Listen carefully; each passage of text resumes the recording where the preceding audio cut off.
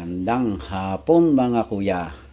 Tayo ay mayroon chicken, breast chicken. Bago yan, kamatis, bell pepper, pickles, sibuyas at bawang, at saka patatas at carrot. Sasangkutsahin natin yan mga kuya.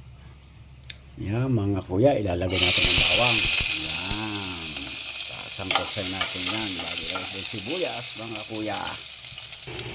Ilalagay ang sibuyas. Asbok mga kuya. Malakas ata ang apoy mga kuya. Ihina-hinaan natin. Bago nilagay natin ang kamatis. Yan po ang aking versyon ng aking kinamatisang manok mga kuya.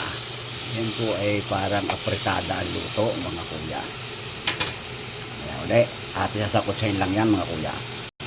Yan mga kuya, paggagayaan na, yan, malapot-lapot ng kamatis, ilalagay na natin ang ating manok mga kuya. Yan na. Ayan, may paminta na yan. Kaya medyo maitim-itim mga kuya. Ayan. Halo-haloin natin yan mga kuya. At atin uli yung pakakatasin. Yan ang magpapasarap mga kuya. At paggagayaan na, lalagyan natin ng kaunting toyo, pampalasa. Yan mga kuya.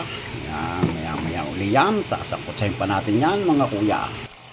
Yan mga kuya, pag ang malatik-latik na, parang malapot-lapot na, ilalagay na natin ang ating patatas at carrots.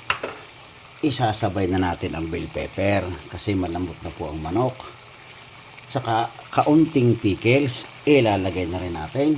Yan po ay yung buong pickles na aking ginayat laang. Yan. Bago maya po, lalagyan pa natin ng reno. Yan mga kuya. At garbanzos. At yan ay panalo na ang lasa. Yan mga kuya, gayan lang yan ha. Maya uli natin. Atin muna ulit tatakloban mga kuya. Yan mga kuya, pagkagayaan na at malapot-lapot na, ilalagay na natin ang reno. Kalahati lang po mga kuya. Baka masyado naman maparami ay na may 1 kilo. Bago ilalagay din natin itong ating garbanzos mga kuya.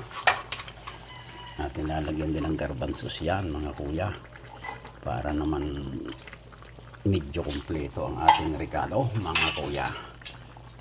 Ayos na yan. Hahaluin lang natin. Yan. Lalapot na yan mga kuya. Ayos na yan.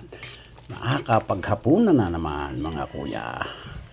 Ayos na yan mga kuya. Masarap na yan. Luto ng patatas. Yan. Okay na yan mga kuya. Bye bye. Ayos na yan.